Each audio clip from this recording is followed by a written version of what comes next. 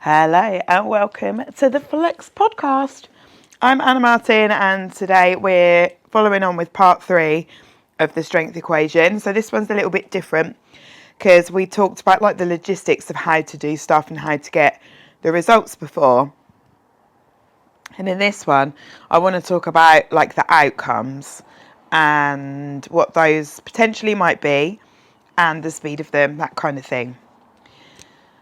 So I think the first thing to recognise as really important is that there are more outcomes than just the physical. We've been talking about how to get those strength results and their muscle mass results, because ultimately that usually is like there's a physical element to most people's goals when they ask for it. They don't normally come to me and say, I'd like to, well, sometimes they might say, I want to be more confident in the gym, for example. But they don't often come and say, I would like to sleep better, or I'd like this. That's not, they might think that as a separate thing, but it wouldn't be what they think is going to come from the gym or working out at home or whatever, if that makes sense. So most people are coming in, they're looking for these kind of strength gains and muscle mass gains, which are really great goals to have. Both are kind of linked, well, they are linked anyway, and they can both happen in conjunction with each other as well. So it's really good to have those physical targets. But we also need to recognise that so many other things happen when we're doing it. And that, for me, is as important as the physical goals. So for some people, it might be more important. For some people, it might be less important. But for me, it is a combination of both of those things. I want to have a strong body. I need to because of my back. I want to have that strength and that feeling of robustness that I didn't have before. Like I was always worried about getting injured. I was always worried if I was going to hurt my back in dancing. And I don't, touch wood, have that now. In the same way, I know what I can do and what some limitations might be. Like I wouldn't go, like for example, I wouldn't go ice skating these days, or roller skating, or skiing, or something that was higher risk of me falling on my bum, because I know that that could lay me up for literally a week with all the muscle spasms and stuff. So I guess I tend to do things that are a little bit more in my body's comfort zone in terms of weights and stuff. But I feel different. I feel like a different person, and I'm 44, so obviously I'm the oldest I've ever been. But I feel the best I've ever felt. Like my body feels strong. I don't feel like I'm losing my fitness. I don't feel like I'm losing my muscle mass. I feel like my hips work the best they've ever worked. I feel like my shoulders mostly work the best they've ever worked. It's never been the same since I dislocated one. I think that's the only thing. So probably worked better before that. But in terms of like my adult life, I feel really good. And for me, that strength and the stuff that I've done to build that physical feeling is really important to me, because I know how bad it can be when I don't have that. So whilst the other stuff, which we're going to talk about now, is important, it's okay for that physical stuff to be really important to you. Obviously, everyone is different and everyone's priorities are different. And it is okay if the physicality of your body matters to you. And actually, your strength and so on and your muscle mass is really important for your overall health. Whether you've got a six-pack or a beautifully pert derriere, obviously there needs to be some muscle mass, I guess, in the butt area, because obviously we want to be strong and powerful and stuff. But how we look can be really important to us if we want it to be, but it might be less important to us than, say, for example, our muscle mass and our overall strength, because they're the things that potentially matter more as we age. Like I used to really want to have visible abs. I just really don't care now. I'm 44. I never walk around with no top on. Only if I'm like on the beach. If I'm on the beach, I'm usually with someone that I love and I'm trying to have loads of fun. So I don't think I want to I don't like the thought of bothering to be lean enough to have visible abs now. I couldn't be asked. I'd rather go out to the pub and have a nice time with my friends. But I am happy to put in the amount of time and effort it requires for me to feel like a machine And yeah, like physicality, if it is important, like I like muscles, I'm happy, mostly happy with how I look. Like I think it's okay for many things to be true at the same time. So just because someone else's goal isn't the same as yours doesn't mean that yours isn't important. We're all different. So when we start looking at the other stuff that can happen to us and the other outcomes we can have, like improved sleep, like boosting confidence, and not just because we're maybe look a little different or we're lifting a little more, but it's that confidence that it's kind of like knowing yourself, which sounds like really dramatic for a workout. But I love that I feel confident. I know exactly what I'm doing in that gym. I know what weights I'm going from and to. I know how I'm going to manipulate what I'm doing. I love that. I love just sitting there and being like, right, I estimate that I'm going to be able to do this today. And then I can do it, or at least for 2 of the sets out of the 3. It's just quite fun to be really into something that I know is ultimately really good for me. And having the confidence, one, in what my body can do, which for me is huge. Obviously, we've talked about that a lot. But also having that confidence in something that is essentially a hobby, but for me is like the best hobby that I could have. Like I have other hobbies, but this hobby has a direct impact on how I move and how I feel and how my back feels. And that for me is like the ultimate, right? Because then I'm getting everything good for bang for my buck. Need to think about the stress relief and the endorphins that you get from a workout and lifting weights. So obviously doing something physical can really reduce your stress levels, but also though that endorphin boost and that confidence boost while you're doing it. And you're like, I was having a shit day and now I'm in here leg pressing 130 kilos, or now I'm in here deadlifting 70 kilos, whatever it is, that can massively change your day. And knowing that you have an outlet. Like if I wake up and I think I still want to punch the same person in the face that I wanted to punch in the face last night, I'm like, get in the gym right now, release that stress. I don't want to punch anyone very often, to be honest. That was extreme. But it lifts my day. I love going in. I don't ever think I'm not going today, like unless I'm absolutely shattered, like if I've had a fitness event or something.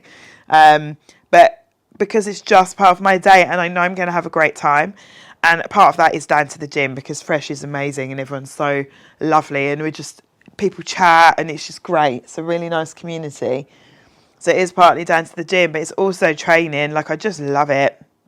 I absolutely love it. It's just, yeah. So if you're listening to this and you're sort of trying to make some changes, but you're not quite getting it, you're not quite getting in there, re-listen to the podcast, stick with it, because just because you don't know everything there is in the world about something doesn't mean that you shouldn't do it, because the benefits are just insane. And I also wanted to kind of touch on the fact that what we're looking for, the outcomes that we desire, can be very slow to come, especially when it involves muscle, because most of the processes around it are a little bit slow. So what I mean by that is the gaining of muscle, so to have bigger muscles essentially, is a slow process. So someone who wants to be a bodybuilder, for example, would need to train for quite a long time in order to be the size that they would need to be to compete. So even though we don't want to go that extreme, that's like a, kind of lifetime's dedication, professional job, we are looking at putting some muscle on our frame. We want that because it increases the amount of potential strength that we have, because obviously we have more muscle, so there's more chance that we're going to make some strength adaptations as well to become stronger. So we want that, but we might also want to change our shape, for example, or get a bigger ass like I did. So that is a slow process. You're not going to start training and 3 months later you have lots of muscle. That's not how it works. We're talking about working at it consistently for a really long time, and by a long time I mean years. So not to see little bits of change, but to see any change where you think, oh my God, my biceps are huge. it's going to take some time. We need to put the reps in and we're going to focus at it. So we have to have that in our head. The thing is, if we don't start, it's not going to happen. On the flip side of that, strength gains can be a bit quicker, especially when you first start training. You won't be working anywhere near the strength potential of your body. Did that make sense? I don't know. Okay, let's just roll with it. But this is partly because you won't have the technique or the confidence, so you won't be able to like logistically do it, and the coordination stuff, it'll feel like a lot. It's also your perception of how hard something is, because unless you're like a farmer and you're throwing around cows and stuff, you probably don't use your body in such an extreme way as you're going to do in the gym. And by extreme, I don't mean I'm going to throw you off the top of the rack or squat rack or something. But when you think of most people's jobs and lives, there is almost nothing physical you do where you're pushed out of your body's comfort zone. So unless you're going to start running up and down the stairs, or you're already going to classes and stuff, lifting weights is quite extreme to your body. So we don't have any point of reflection isn't the words I want. Reference point. We don't have any reference point for how hard we can work when we start training. As we get into training and we see other people doing it, and we reflect on how hard we're working versus what their face looks like when they're training, we have this reference point and it changes a little bit. We also get more comfortable being uncomfortable. So we're able to push ourselves a bit more. So when we first start training, those first sort of that year, we'll get stronger faster in terms of the weight that we're lifting, because at the beginning we'll be weaker, but we also won't have we'll be like, oh, well, bicep curling 3 kilos is loads. And then we'll see someone in the gym bicep curling 7 or 8 and we'll be like, oh, okay, it's not loads. And they don't look hugely much more musclier than me. Okay, right, I'm going to try and work it out and see if I can add a bit more on. So that things will change with our perception of what we're lifting. And that means that when we first start training, we'll see the weights that we're lifting go up faster in that first year. Our technique will get better, and we'll get better at adding on load, and we'll be seeing all this cool stuff happen, and we'll be seeing this growth happen in terms of strength. We will get to a certain point where that slows down. So if you can imagine someone's a competition deadlifter, and now they can deadlift 200 kilos for 6 reps, say.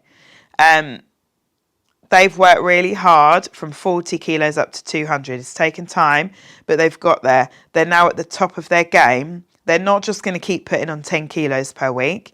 They might get half a kilo on, 1 kilo, 1.5 kilos, for example. They're not going to just suddenly start throwing them, because otherwise every person on the planet would be able to deadlift 1,000 kilos, right? Because we just keep going up. So at some point you'll reach kind of that towards that shelf of what your body is going to be capable of, and we will still carry on working, but it slows down. So we might be quite a long way off that now, but just have that in your head that you might not see a lot of muscle mass changes on you in the first bit that you're training, but you might feel a lot of strength gains, for example, because you're putting your weights up quite quickly, especially if you're training multiple times a week and your technique and your coordination and so on gets better as you're doing something. You don't have to think so much about each movement. It becomes one thing rather than, oh, yes, now I have to think about putting my elbows at 45 degrees or whatever. So there's lots of different things that can change. And then on top of that, this series isn't about fat loss, because we've been talking about strength and like muscle gain. But I want to just touch on this. Fat loss is generally fast if you're doing it right and you're like pushing yourself into a deficit, and also you're managing your food well and that kind of thing. If your ducks are in a row with fat loss, compared to the other two things, strength and muscle gain, fat loss is relatively fast. So I could put myself in a deficit today, and I could have lost weight by next week. Might go up with weights or reps or whatever, this progressive overload in that time, but it probably won't be in the same speed vicinity as fat loss. So that's another thing to remember. So if you've previously been on a fat loss journey or you are on one, that might happen faster, especially at the beginning, obviously, because it peters down as well. But that might appear to happen faster than your muscle gain, for example, or your strength gain. So it's just, that doesn't make one thing better than the other, by the way. It's just good to know so that you don't think, oh, well, there's no point bothering lifting heavier weights. I'm not getting stronger anyway. It's just that it is slower to happen. So we've got to like bear that in mind.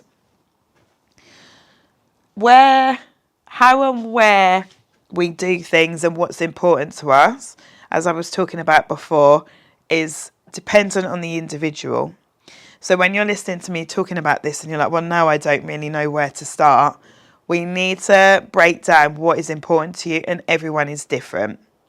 So for example, someone might have a goal of fat loss and they may want to lose quite a lot of body fat. And this might be a high personal priority. It could be to do with health goals. Whatever the reason, the fat loss might be quite a high priority, and that is fine.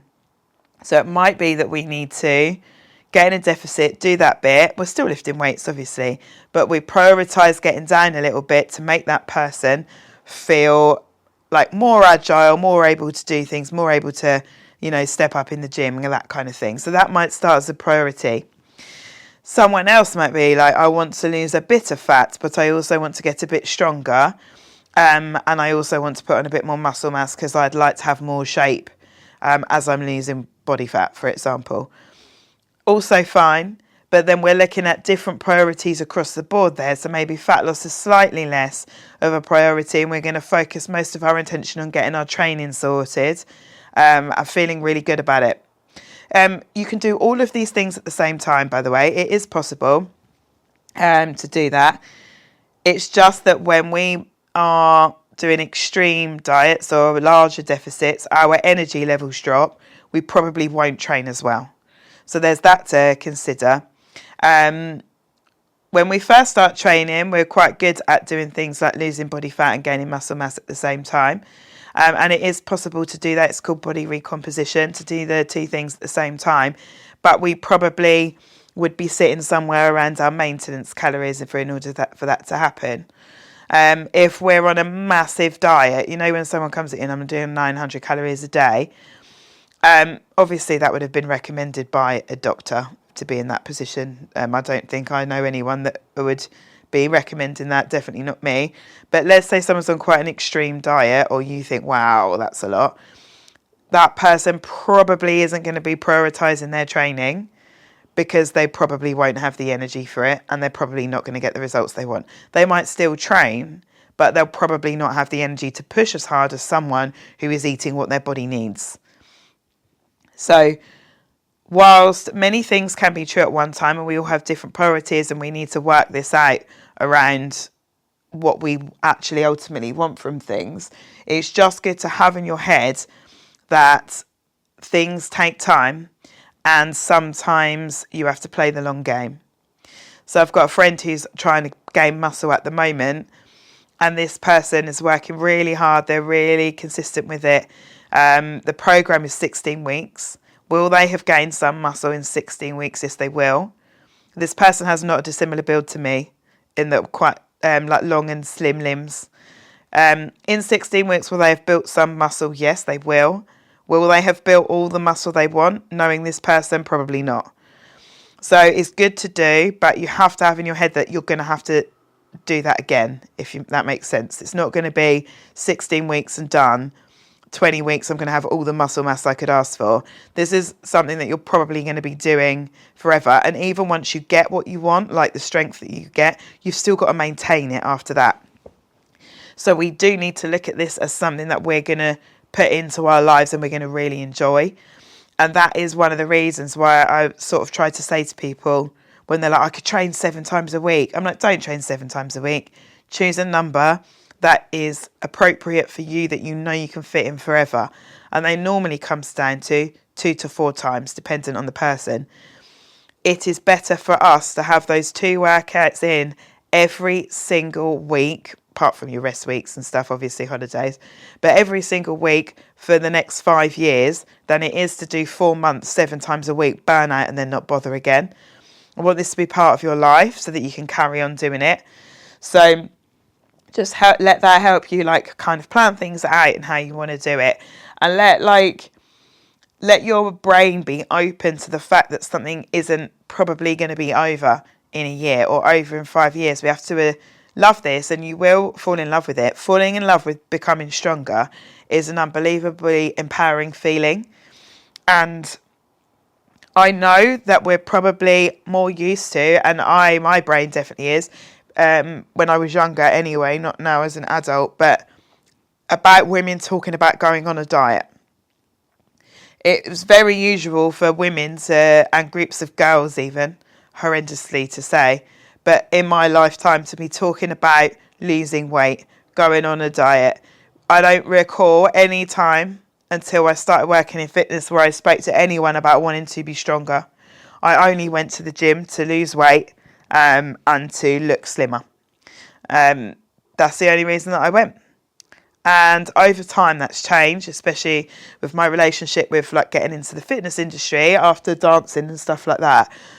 But it can be quite difficult to tweak our head around the different segments of training our body or changing our body that could be important.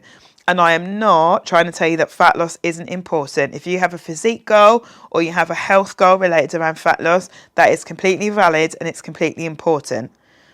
But we do have a very slight tendency in, especially my age group and older than me, to be very heavily focused on going on a diet and put more effort and time and money into that than we do into feeling stronger. And I'm not talking about entering you for a deadlift competition. I'm just talking about making you feel strong enough not to feel like a bag of shit. So there's a little bit of tweaking with our headspace, I think, that we maybe have to do. And obviously it's a lifetime of us listening to people talking about fat loss. And again, there's nothing wrong with that as a topic and as a goal. If that's something that you want to do, that's absolutely fine. But tweaking that headspace to be like, do you know what? Whilst I'd love to lose 2 pounds or 6 pounds or whatever, I also want to be stronger. So I'm going to prioritise getting my head around all this stuff that Anna said on the podcast, like training and like moving more and adjusting my diet so I'm eating for my health and my overall strength.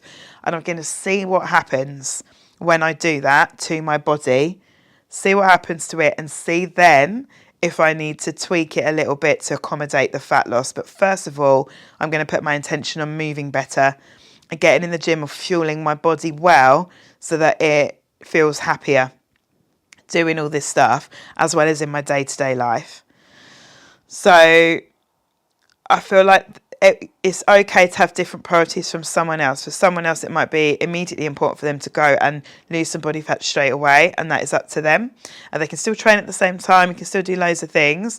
But like I said before, it might be that we've only got so much time and you're trying to learn how to do something.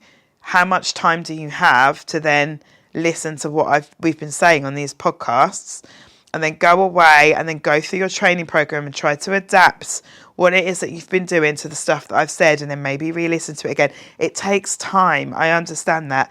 To then be going home to cook low-calorie recipes for the whole family that they love, that is also an investment of time.